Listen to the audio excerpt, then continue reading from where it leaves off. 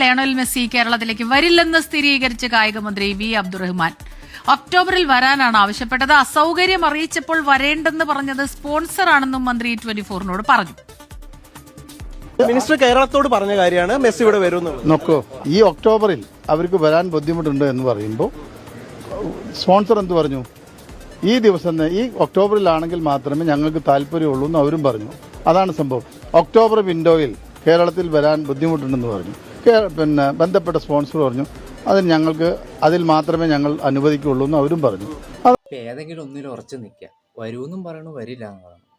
എന്ത് വന്നു കഴിഞ്ഞാലും ഇപ്പോൾ കരൂരിലുണ്ടായ പോലെ അവിടെ ഉണ്ടാവരുത്. കാരണം അതിമാതിരി കൂട്ടങ്ങളായിരിക്കും ഇനി വരാൻ പോണത്. വന്നാൽ ഇപ്പോൾ വന്നു എന്നൊക്കെ പറഞ്ഞ് കൺഫേമിങ് നടക്കുന്നുണ്ട്. എത്രയൊക്കെ വന്നു കഴിഞ്ഞാലും വൻ സുരക്ഷ ഒരുക്കണം. അതിൽ രണ്ട് കാര്യമുണ്ട്. ഒന്ന് ആൾക്കൂട്ടമുണ്ട്, പിന്നെ വല്ല തീവ്രവാദാക്രമണവും ചിലപ്പോൾ ഉണ്ടാവാൻ സാധ്യതയുണ്ട്. അതിൽ ഞാൻ പ്രവാചകൻ പറഞ്ഞതൊന്നുമല്ല. ഇത്ര ആൾ കൂടുന്ന സംഭവത്തിലുള്ള സുരക്ഷ, അത് രണ്ട് രീതിയിലുള്ള സുരക്ഷ, ആൾക്കൂട്ട നിയന്ത്രണവും പിന്നെ നമ്മുടെ മൊത്തത്തിലുള്ള ഒരു നിരീക്ഷണവും കൂടെ ശക്തമാക്കണം. അത് മെസ്സി എന്ന് പറഞ്ഞു കഴിഞ്ഞാൽ ഒരു വിജയി പോലെയല്ല. മെസ്സി എന്ന് പറഞ്ഞാൽ വേൾഡ് വൈഡാണ്.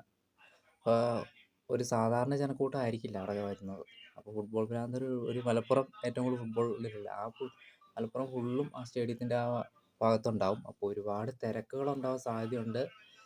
അതുകൊണ്ട് വളരെ വളരെ അധികം ശ്രദ്ധ പുലർത്തണം. ഇനി വരുമോ വരില്ലയോ എന്നുള്ളത് എപ്പോഴും വരുമെന്നും പറയുന്നുണ്ട്. അതൊരു കൺഫർമേഷനാണ്. എന്നിരുന്നാലും വൻ സുരക്ഷ ഒരുക്കുക. ഒരു ജീവൻ പോലും പൊടിയരുത്. പിന്നെ തീവ്രവാദത്തിൻ്റെ കാര്യം പറഞ്ഞാൽ ചിലപ്പോൾ ബോംബിടാനൊക്കെ സാധ്യതയുണ്ട്. കാരണം ഇത്ര സെലിബ്രിറ്റിയെ ടാർഗറ്റ് ചെയ്യാൻ സാധ്യതയുണ്ട്. പറയാൻ പറ്റത്തില്ല. സിനിമകൾ കണ്ടിട്ട് പറയാൻ പറ്റത്തില്ല. ഭയങ്കര ജനക്കൂട്ടം വരുന്ന സംഭവമാണ്. അതും വലിയൊരു സാധാരണ പോലീസുകാരെ പോലെയല്ല, ഒരു കമാൻഡോകളെങ്കിലും, ഒരു കമാൻഡോ മിഷനെങ്കിലും സുരക്ഷിതത്വം ഉറപ്പാക്കണം. പിന്നെ ഇപ്പോൾ ഇസ്രായേലിൻ്റെ സമാധാനം ഉണ്ടായെങ്കിലും പിന്തുണച്ചു എന്ന് പറഞ്ഞ ചില ഇതുണ്ട്.